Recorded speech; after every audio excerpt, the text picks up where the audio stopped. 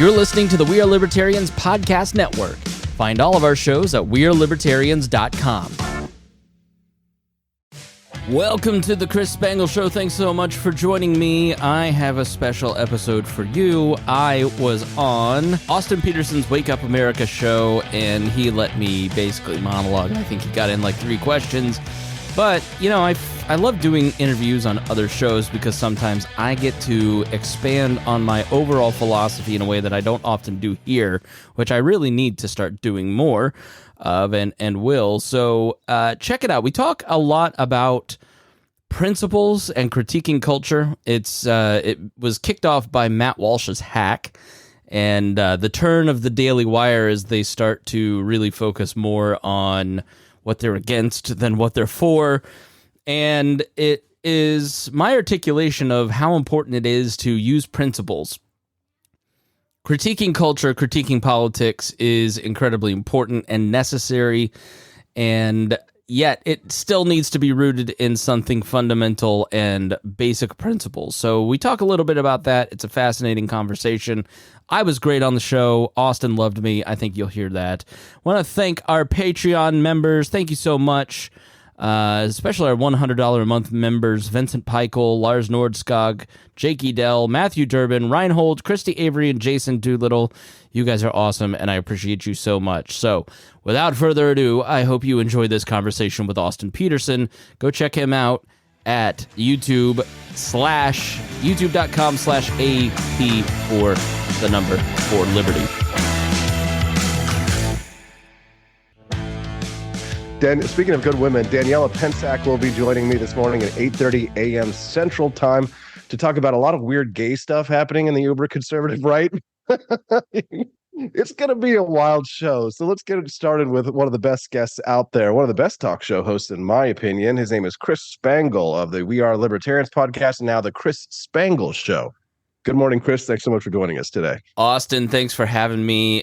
You've been around in politics a long time. It seems like there's been a lot of weird gay stuff in the conservative movement for a long time. Just gets weirder. It has, and that's what. Remember who was the disabled guy and the guy in the wheelchair that got kicked out of Congress recently, and and everybody turned against him because he said there were Republican cocaine orgies happening. Mason Cawthorn. Yeah, Madison Cawthorn, yeah. And I was just like, yeah, that sounds about like what my life was like when I lived in D.C., Republican cocaine. Just stand next to the urinal with your foot tapping and Ted Haggard. I don't know. It's just every generation forgets what happened in the last generation, but us old-timers remember. I know. People are always shocked whenever like major conservative activists come out and it's like, oh, yeah, I've been messaging little boys for the last like 20 years. It's like, Chris, I brought you on here to talk about a different conservative activist. There's no way there's any gay stuff in Matt Walsh's emails. No way. He does. I don't know. The only time I see anything regarding trans people is from the Daily Wire. So I don't know what's going on over there, but it's become like a trans fan page. Yeah, no kidding. It's every day because I'm subscribed to a lot of conservatives, right? I'm in the Republican Party now, so most of my people I caucus with are conservatives, right? And boy, I'll tell you, they just I don't know. It's the weirdest time in politics ever. I thought the Trump years were weird, but somehow the Biden years have gotten even weirder. Well, it's like a late stage Trumpism has matured on the right, and then the left is leaderless because Joe Biden can't put a coherent sentence together. So it's oh, that's a great analysis. It's crazy. Great analysis. Right on the money. Let's give Chris an applause for that one. Good morning. Welcome to the Wake Up America show. If you're just tuning in, you probably just heard a lot of weird stuff that we were talking about. Usually I wait until a little bit later in the program to hit the PG-13, but we'll go ahead and hit it right off the bat. Daily Wire's Matt Walsh doxed. Your take on this yesterday, it kind of inspired a tweet that I just posted a few minutes ago. This is what I said. People are always eager to declare war, and then most of them get real upset when war shit gets done to them. Is that the situation here? Yeah, I in full disclosure, I used to be a huge Ben Shapiro fan, and especially when the Daily Wire started, I listened to Ben Shapiro every day. And then I found myself being sad all the time and angry all the time. So I stopped listening to Ben Shapiro and my life got a lot better. I think he's a gifted broadcaster. He can get more in 1 hour than most. But I think the people that he hires that make up the Daily Wire largely have become grotesque. And the Daily Wire is morphing into like this weird Gnostic Christian like thing where the gospel has become drinking leftist tears. Like, it was cute when it was a mug, but it's become their broadcast strategy. And, without caveat, there is no but after this. Doxing, hacking has zero place in a free society and open discussion. It shouldn't have happened to Matt Walsh. It shouldn't happen to anyone on the left, the right, the center, whatever. There's no but after that. That being said, which is, I guess, a fancy way to say but, there are trade-offs. Like, we are libertarians and free marketeers. There's always going to be trade-offs. So if your media brand is poking and prodding and inflaming, you can't be surprised when there are consequences for that actions.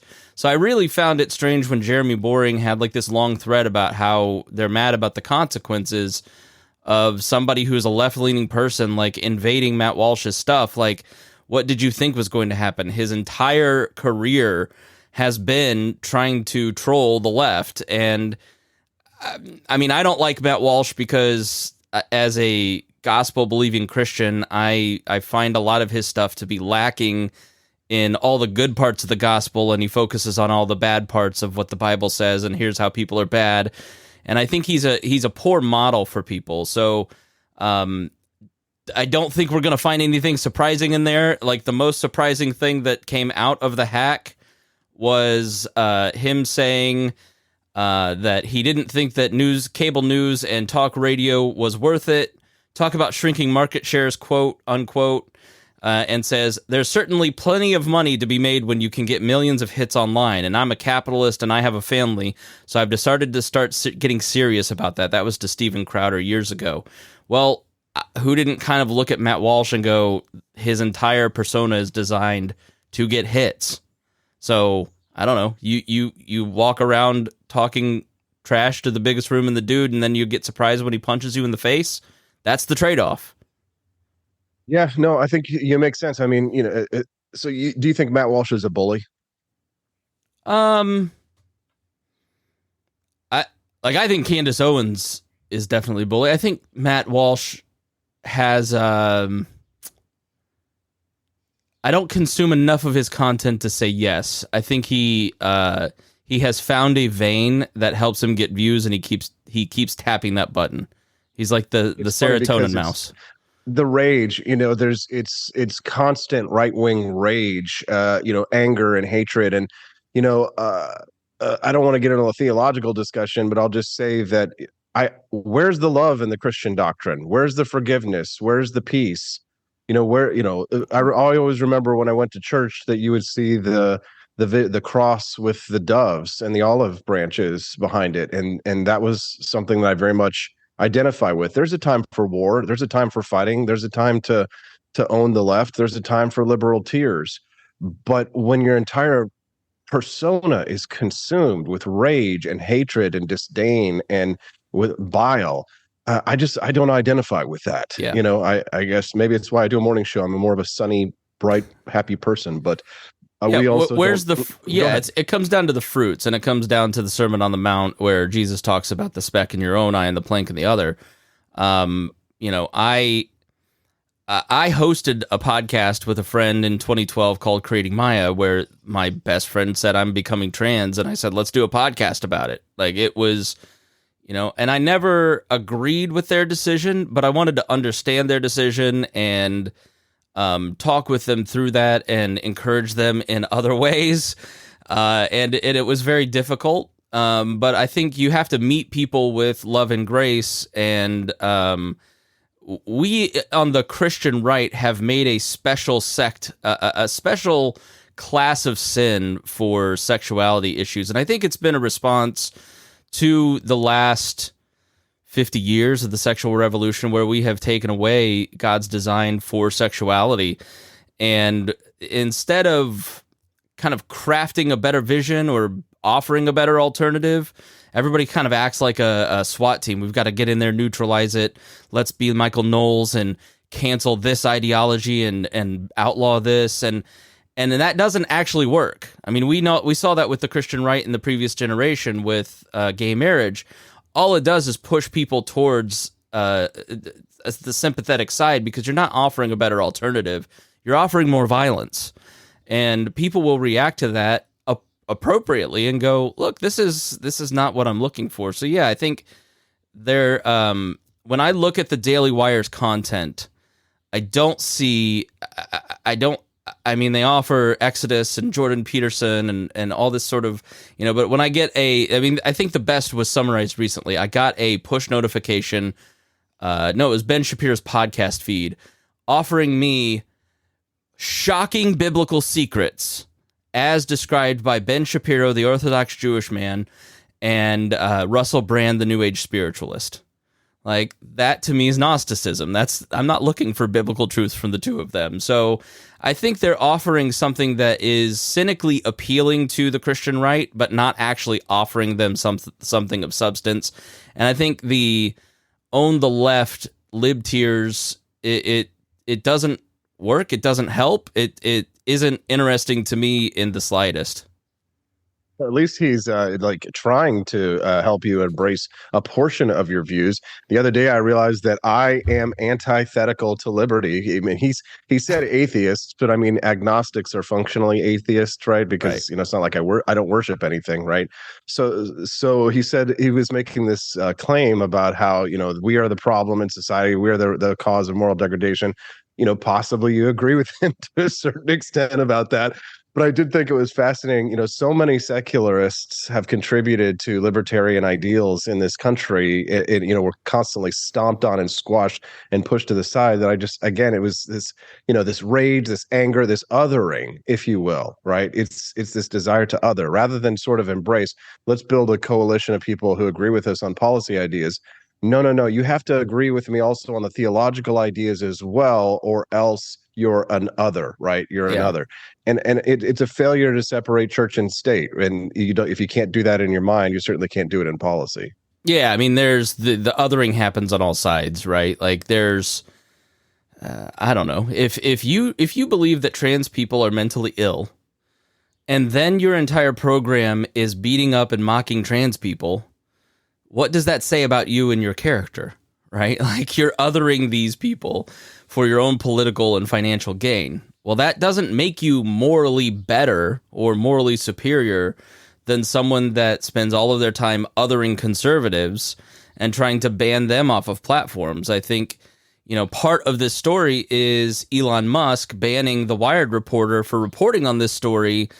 And I think the Elon Musk Twitter microcosm of I was really hopeful of. Hold on. Yeah. Pause for just a moment, Chris, because I want to make sure we set this up correctly. Yeah. This is a big topic for sure. And I want to make sure I reset here because I know some people are just tuning in. Good morning. Welcome to the Wake Up America show. I'm your host, Austin Peterson. Grateful to have you here as a viewer over on YouTube, Rumble, Facebook, Twitch, and used to be Twitter until Elon Musk took away our live streaming ability. Who knows what's going to happen over there?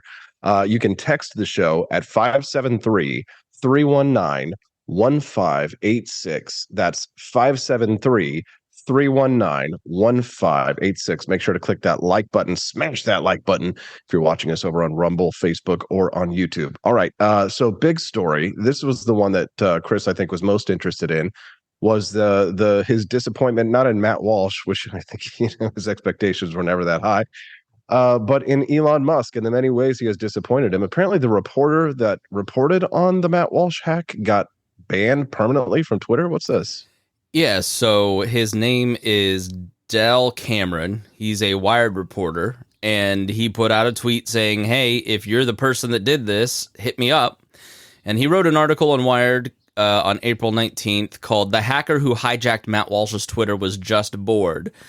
And I mean, the person that hacked this, he goes by Doomed. He never names the person. Weirdly didn't dox the person. Maybe should have as a journalist. He's Doomed is just insufferable when you read this article. But he basically got proof that this was the person that hacked him, and he cloned Matt Walsh's SIM card and used two-factor authentication to get into all of Matt Walsh's stuff. And so Twitter suspended the reporter on Twitter for violating their terms of service for tweeting out hacked materials.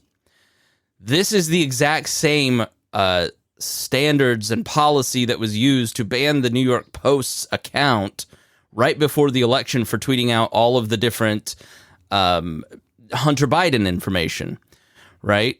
So Elon Musk is applying that standard here, and that's their policy. He has every right to do it. But he also didn't ban journalists for reporting on the hacker that just leaked all of the Pentagon secrets, right? The problem with Elon Musk's Twitter is that it is the same as the old Twitter. He continually kind of just makes these fiat going by the gut decisions, and I think it was wishful thinking to say that Elon Musk could be the Deus Ex Machina to come in and save us all and would be a free speech advocate. And in his time, I mean, if we're wishing, Chris, it's probably because we're desperate. I mean, you have to understand, we've had Trump was probably the closest thing that we had to somebody who was willing to stand between us and leftist authoritarianism. Especially on social media. And, I don't agree with the push to regulate social media or anything like that. But I mean, just like the time, I remember it was years ago when I got banned from social media, you were one of the first and maybe the only at the time libertarians to actually come out and support me because I fought back against Facebook. Yeah. And I wasn't a little bitch. I didn't go to my representative or my congressman or anything like that. I mobilized an army and using, what I would call real democracy, fought back and got my account reinstated. So, I think people are looking for warriors against big tech in that way. I was, much smaller than Trump, but I think, people rightfully looked at Elon Musk to take that fight to where it's come for the censorship that's come from the left. It's really tasted their own medicine. Just like earlier with Matt Walsh, they talk shit. Now they're getting hit. Well, this is the fundamental point of this entire interview for me. And really what I'm thinking a lot about lately is it is perfectly valid to critique culture. It is perfectly valid to critique politics. It's perfectly valid to critique the other side. But there has to be, by what standard are you critiquing? There has to be a fundamental set of principles that you're using to critique. And Elon Musk promised to use unfettered free speech. He was, there's a Twitter post in there where he criticized Twitter for banning the New York Post before that. He was exactly right. They shouldn't have banned the Hunter Biden story. He shouldn't have banned this Wired reporter because the principle is free speech. The principle is, narrowly crafted. That's why I like Substack, which Elon Musk banned.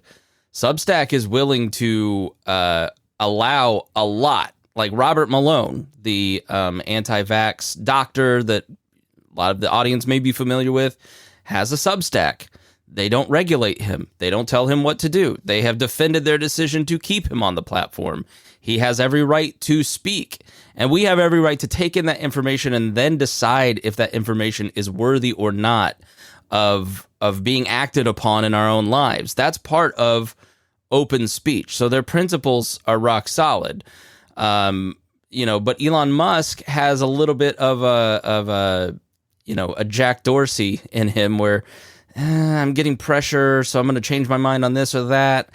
And he just doesn't seem to be rooted in principles in the same way. But I think people hearing that disagree with me because they feel he's on their side in the culture wars. Well, being on your team is not the same thing as being principled. And that's really where the right, the left, everybody in the Trump years has kind of gone wacky, is that they've lost sight of what are these principles, the morals, the values that really shape me. The guy voted for Joe Biden. So, you got to understand where he's coming from. But it's kind of like with Christianity, where if you were saved your whole life when you're a little child, and then you continue to spread the gospel and you're a good Christian your whole life, you'll get a pat on the head at your local church and, and maybe they'll let you lead the youth ministry. But if you're a former Hell's Angel and you may have murdered 2 or 3 people and you've been sex, drugs, and rock and roll your whole life, and then you suddenly convert to Christianity, who are they going to bring up onto the stage and give all the attention to and shower all the love and attention? It's the convert. It's not the true believers. Yeah, no, for sure. The right has always had that problem, right? Like, I don't know why Twitter sends me an email every day with Chuck Wool retweets. But, conservatives look and they go, ooh, we got a celebrity on our side. Like Chuck Woolery, Chuck Norris. I remember going to CPAC in 2003 and there'd be these like B-level celebrities. That's always like a thing on the right, is because there hasn't been a well-articulated culture on the right, that you've sort of allowed the televangelists to spring up as opposed to the people with solid doctrine. Because the people with solid doctrine, Wayne Grudem in the Christian world is not as exciting as Benny Hinn, right? And so I look at the Daily Wire folks, and they're kind of televangelists, and they tickle our ears, and they tell us what we want to hear, and that's sort of entertaining.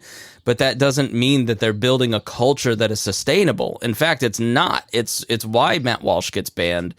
And it's not kind of offering a better vision. So I'm not saying there's a third way. I'm saying there is a principled way that I think we can build a healthier right based on actual principles that sort of rejects the team playing. I haven't figured that out yet. That's something that I'm really like thinking through. As I in Christianity, there's deconstruction and reconstruction. COVID really made me deconstruct. January 6th made me really go like, all right, am I a libertarian? Like, what do I really believe? Like, what am I really contributing to? And what kind of culture do I want to see? But yeah, you have an unhealthy right because unhealthy people are leading it, and they have no, it's what people want, right? The National Enquirer is popular because people buy it. So it really matters that what we, my daughter just woke up in her Snow White dress. So sorry, I got thrown off there. That's okay. Bat Boy endorses Trump. News at 11. If you're just tuning into the Wake Up America show, I'm speaking to Chris Spangle. He is the host of the Chris Spangle Show, and we are libertarians. Chris, this conversation has been fantastic, man. This is the kind of stuff I love to have, the kind of discussions I love to have in my podcast. It's so rare to find somebody who is embedded in the liberty movement, or has been in such a way, such as I have, and can give this, a really good perspective on the big picture of these daily events. This is great stuff. Your daughter just woke up. Do you have a couple more minutes to chat? Yeah. Or I sent her to mommy. She said I pooped my pants. She said I pooped my pants, and I said, go find your mom. Chris, you said that January 6th impacted your views on whether or not you were a libertarian. How so? Not on whether I'm a libertarian. My principles are rock solid, right? I think I haven't changed at all. I think the movement has changed a lot. And I looked at January 6th. I mean, I know what everybody and probably in your audience feels about it, but I remember seeing with my own eyes what happened. And I think there were many different pieces to that, right? It was a lot like the Tea Party, right? I was a big Tea Party guy. I helped found the Indiana Tea Party. I was at the founding meetings because I worked for the State Libertarian Party at the time. And there were a lot of values there that I think were really important, like lowering taxes, increasing individual freedom. And I think a lot of the people who showed up to the January 6th rallies had that kind of spirit in mind. They want to protect democracy. They want to lower taxes. They want a freer society. Even I may disagree with a lot of them, but I think there were a lot of people, like the guy with the zip ties, for instance. Who's that guy and why was he never arrested? That were, violent and created a violent situation that really doesn't respect the rule of law. And then there were the people like the dude who were just strolling through the Capitol on a look-see, and then we're locking them up for no reason. Like, it wasn't surprising Tucker got all this video, but he had one video of the guy walking around with the cops, and like we all knew that already. So I don't know how that somehow blew the narrative apart. But, for me, January 6th was a moment where I had to look at it and go, all right, I've been fairly populist as a libertarian, and that's because I'm not... I've read all the books that you're supposed to read as a libertarian, but am I really rooted in these principles, or am I just kind of opposing a side and opposing the government, right? Like, what do I really believe? And, how is that contributing to the breakdown of the rule of law? Because the alternative to the rule of law is the rule of man. It's two sides fighting for the gun to point at my head. So it's either a Hungarian Orban style DeSantis Trump authoritarian right, or it is a socialist, let's lock you in your homes for 2 years left. And neither of those are appealing alternatives. And I live in a great city in Indianapolis that has a healthy, strong, thriving civil sector. And I think that's something that libertarians have lost sight of, that I've talked a lot about over the last 2 or 3 years. Not been my most popular era in podcasting as a result, but I think it's incredibly important because the Ayn Rand libertarians look at business and profit as the way to achieve a better, freer society. A lot of maybe your more Misesian libertarians look at the government and say, we're just going to oppose. If the government says yay, we're going to say nay. And, the left looks at the government as theft and force as the tool for social change. But where can we build community and find common ground? And where can we use compassion as the tool, as the driver for social change? And that's in that third sector of an important, healthy, thriving society. And that's nonprofits, that's churches, that's healthy communities, that's strong families. That's really the path forward. It's not using force, it's not using profit, it's using compassion to really make community change. And that for me was the outgrowth of January 6th, is thinking about my memes and what I say and what am I opposing, what am I for, and it's just sort of like, oh yeah, well, why wouldn't we hang Nancy Pelosi? Why wouldn't we hang Mike Pence? That's sort of the end goal of just being opposition, right? You've got to be for something. You've got to be yeah. Over the years, like you, I've reevaluated my beliefs in certain things and started to question what it is I really believe. Why I believe it. I'm the type of person who constantly reevaluates. Why I am believing in some idea, and kind of goes back to the well and always retreats to first principles in order to ensure that I'm being logically consistent. And I'll say this, some of the ideas that I think, libertarians try and embody, I used to identify with that I don't necessarily so much anymore. Secession is an example. For a long time, I thought that was probably a viable solution. Now not only do I not think it's viable, I actually think it would probably result in less liberty overall. Right. I've taken a sort of a less doctrinal view of liberty and look at it more of a strategy-based view of liberty, where, for example, if we wanted to achieve a libertarian solution, I agree with like many of the Reason Foundation people and the Institute for Justice in their approach, that they say, oh, well, we're going to go fight it at the Supreme Court. And if just like with Jim Crow, for example, if I don't give a shit about states' rights, if you're taking away the rights of minorities in a state, the federal government is there to step in and ensure that the privileges and immunities and rights of all people are going to be protected in your state. Right. The Second Amendment should, through Heller versus DC and the Supreme Court decisions like Chicago versus McDonald and other gun control cases have been, incorporating the Bill of Rights, the Second Amendment, into the states. The state of New York has had to fight time and time again in court because rather than believing in a pure states' rights view of things, I'm looking at a pure strategy for liberty type things. And what I really want to see is the outcome, not so much the means, although I think, courts, three branches of government that are antagonistic to one another is a good, and bicameralism are good things. I think that too often libertarians try and take a doctrinal approach to advancing liberty, as if the system if you just put the right system in place, like we'll achieve some utopian version. Maybe I'm being a little hyperbolic, but I think not. And so those are the changes that have sort of occurred in my thinking over the years. And I have Judge Napolitano on the show all the time, and he agrees with me on many of those things. The immigration turn that the right has taken has also been quite distressing as well. Although it looks like, damn it, I'm not going to have time to talk about it. I gotta go, Chris. I want to give you the last word though. Tell us what you're up to.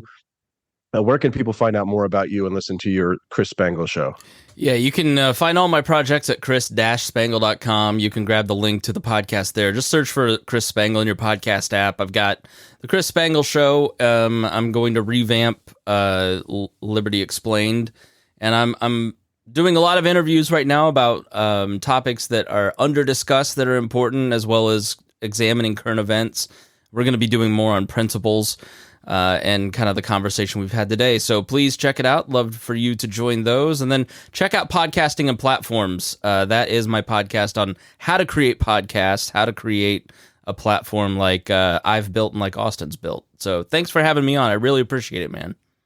Great stuff, Chris. I hope that you'll come back again and join us really soon. This was a great discussion. Thank you for your time. Anytime, buddy.